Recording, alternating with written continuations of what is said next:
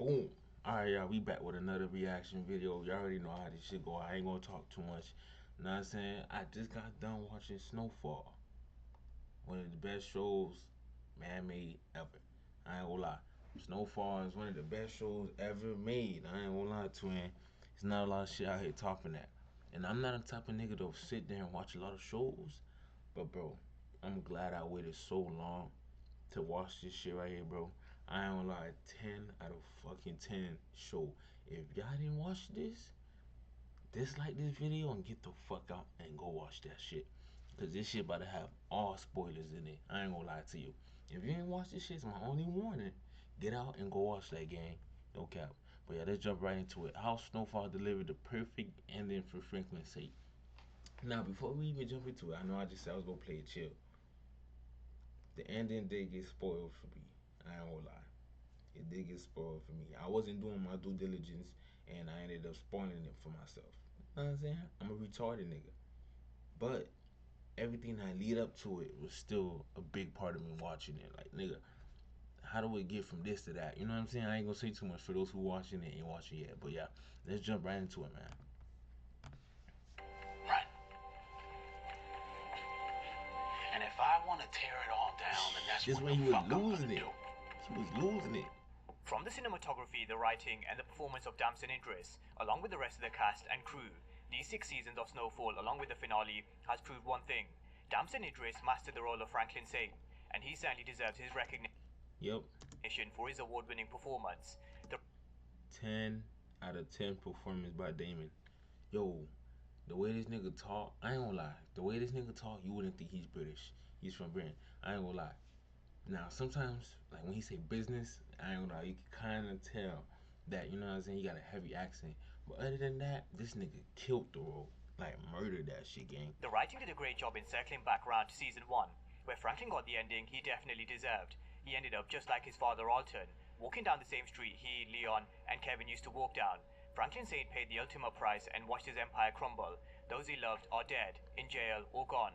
And ultimately everybody around him decided Franklin didn't deserve his money. Now, whether you're chasing power, powder, or respect, or even a high or a dollar, ultimately it does have the potential to ruin your life. On the flip side, if you use money and power for good, you can make a positive change in the world, just like Sissy was trying to do with the homeless shelter. But Leon said it best, whatever he had was blood money. It's blood money. If I can give it all back, I would. In the end, Franklin got what he deserved for all the pain and suffering he caused his community and those around him. But the ending was also fitting for one certain individual, John Singleton. John Singleton, who started Snowfall, was given a fitting tribute as Franklin and Leon walked by 3 years later.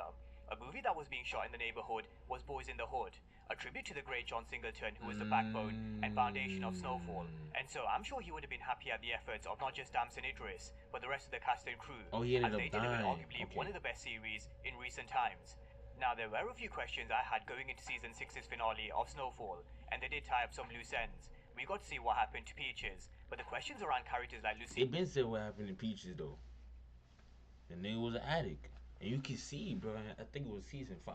If y'all watch season, bro, if y'all watch that shit, season 5, I ain't gonna lie. Like, you can see the nigga, you feel me? Like, the signs is there. We've been watching all 5 seasons. We know what it look like when somebody on some shit. You feel me? Like, Leah if and we ain't know Leon still them, remain a mystery. But as we go into the events of the finale and how they deliver the perfect ending to Franklin Sane, we can't go on without mentioning one key player, Manboy. Manboy's words in season 4 was a foreshadow of Franklin's end. Yeah, yeah.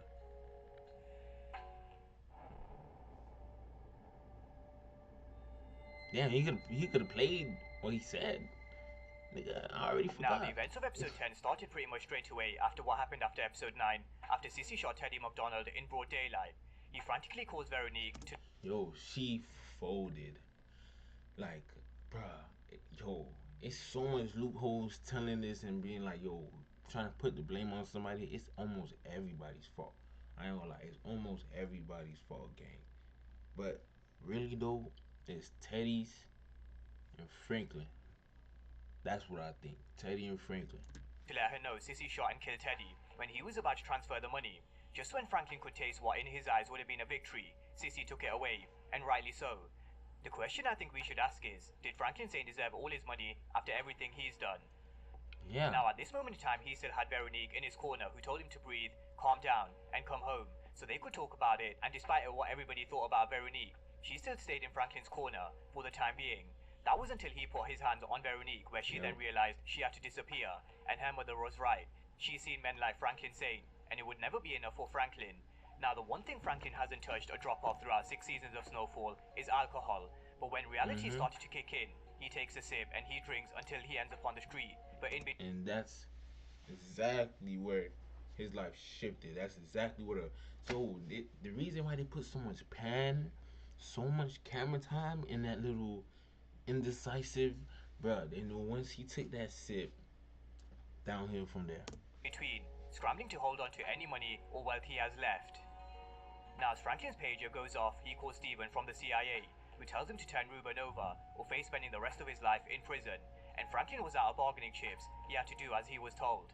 So without hesitating and despite all of Ruben's pleas, he puts him in the trunk of the car and drives to the location given to him by the CIA and leaves him there. No doubt, Yo, he's you gonna know what made me kind of like think how fucked up all this shit is? Is that it's low key true. And when you really look at it, like, bro, this nigga works for the KGB, right? This nigga is scared as shit to get caught. Yo, you know how sometimes niggas go to jail? Niggas go to jail. Yeah, they scared because they going to jail, but they come to the reality of this nigga's not trying to come to the reality of it. He knows what they're gonna do to him, and that's crazy to say because that's supposed to be our government. Like, you would think they would have some type of decency and human care. Like, nah, nigga, they don't give a fuck. going to be tortured by the They CIA don't give for a fuck. answers because he's someone who's a part of the KGB. Now, Franklin was desperate as he has been for the majority of season 6, and so he turns to Leon, who tells him he has 3 million. Now, Franklin promises that if Leon gives him the whole amount, he'd make him a partner in the Spring Street development, and in a few years' time, once everything has settled, he'll get back 10 times more. But Leon turns him down. I'm the reason y'all got this fucking money in the first place. All Franklin seemed to care about was his money and his properties. Sissy was sitting in jail, and that had completely gone over his head, and he Yeah. didn't even realize Sissy sacrificed herself. I ain't gonna lie. At the end, I'll say season. He been started losing himself. I'm not gonna lie. But obviously, season 6 is where he just plummeted. I ain't gonna lie. He just plummeted. I'll say midway through season 5, that's when you can see like this nigga's declining rapidly. Sissy I ain't didn't gonna want lie. Franklin to have the money, and so Leon didn't want to disrespect her by giving him something she didn't want him to have. But ironically similar to what Teddy said to him in episode 9, Franklin tells Leon that everything that he has is because of him. But just when it looked like Franklin was about to threaten Leon, Leon's men weren't about to let Franklin threaten Leon or take his money, and so Franklin leaves. Now later we see Wanda telling Leon that she's buying a one-way ticket to Ghana, and she'll figure out the rest when she gets there. He gives her some cash and tells her to start a new life, and at this moment in time, he wasn't sure whether he was going. But I think this conversation that he had with Sissy definitely changed his mind. Sissy tells him that one of the greatest tragedies was losing Franklin, but one of the greatest surprises was Leon, and their bond definitely runs deep. Leon Leon was a surprises son us Sissy all. never had, and someone who she could actually be proud of. So she tells him to go and be with his wife, get out of the life, and come back when he figures out who he really wants to be. Something which he does later do, but we're going to get to that later on when we get to the 3-year time jump. Now, as Sissy pleads guilty to murder, she continues and tells the court that she killed a CIA officer who helped the government flood the streets with cocaine. She then continued by saying the money was used to fund an illegal war in Nicaragua. Now, Sissy wanted to burn everything down to the ground because they all had blood on their hands. Now, as Franklin goes to visit Sissy, there wasn't really much empathy shown by Franklin. He does say that he'll get her plea tossed, but warns her not to run her mouth because they'll string her up in jail. But the conversation turns pretty nasty pretty quick when Franklin eventually makes it about money, and that's all it was for Franklin saying. Yeah. Despite looking at his mother in a prison jumpsuit, it was all about money It was for all Franklin about the saying, money. and so she stuck by what she told him in episode 9. She was done with him, and so without saying a word, she walks away. Now, Franklin did come back for a second visit after the events that unfolded with Veronique. While Franklin was at Sissy's house, one of his biggest competitors knocked on the door, Paul Davis. He offered to buy Franklin out of his Spring Street deal, and how it was Veronique who approached him about the idea. But this was a deal that Franklin refused, and then he turned on Veronique, arguably the one person who was left in his corner. He told Veronique that he made a deal to sell the South Central properties, so he could finance Spring Street for as long as possible, but she knew he made a huge mistake. I built it. Right. And if I want to tear it all down, then that's what the fuck I'm gonna do. Franklin definitely built this From right there, like the thing about I'll say about Franklin, every time it's an issue regarding his group, and they're not even really doing nothing wrong, they're just trying to see the best in the business, nigga gets to tweaking saying I built it. I ain't like my nigga, okay, yes you did. We're grateful for that. But nigga, it's at a point just cause you built it don't mean you see every right, every wrong game. That's why you gotta take, you know what I'm saying, from other people. You gotta take opinions from other people. Nigga, just cause you built it don't mean you gonna know every in and out of it. Feel me? You gonna know the tips and tricks. You gonna know when you wrong, when you right. No, nigga, that's why you have a group. Nigga, yes, he built it, but I'm sorry, he wasn't gonna be what he was gonna be if it wasn't around him. If it wasn't for the people around him. No cap. I'm sorry. Like that's just what it is. So yeah, I get it. You built it, my nigga. But okay, like, bro. Empire brick by brick. Brick But by let's brick. not get it twisted. He had the help of Uncle Jerome, Aunt Louis, Leon, Exactly. and Sissy, and Exactly. also Veronique, along with a few others along the way. Now, Come something on I now. previously mentioned was how Franklin was too far gone, and him putting his hands on around Veronique's neck was the last straw for her. When he goes to the bank later on to get a credit line, he learns that Veronique has pretty much emptied the account. She took around $800,000 before leaving, and Franklin only has himself to blame. The one person who told him to calm down and come back so they could talk about it and She made the gone best now. possible move in a bad situation by approaching Paul Davis to buy Spring Street. Franklin's the one who forced Veronique out. Now this is where Franklin returns for a second visit to Sissy, and this time he's more annoyed than before. The 37 million is definitely gone, and so is Veronique with every single last penny that Franklin Saint had. And so in a desperate move, he asked Sissy to sign over the ownership of the house so he could sell it. And this really was Franklin Saint losing touch with reality. He tells Sissy that technically he bought the house, but then again, Sissy didn't say a word, and this time Franklin Saint loses it. He curses and swears at his own mother, in really the most disrespectful way you could imagine. Yeah, he Now, mudded the it. Peaches mystery is one that the Snowfall fans have wanted a conclusion to, so let's just take it back for a moment to season 5. He was someone who was always by Franklin's side, but the writers left hints around how he was potentially suffering from maybe AIDS or a disease of some sort, or maybe how he may have been using. Now, he was also someone who stole all of Franklin's money in the safe house, which is separate to the 73 million that Teddy stole. And once he realized what he'd done, he hired a private investigator to find his whereabouts.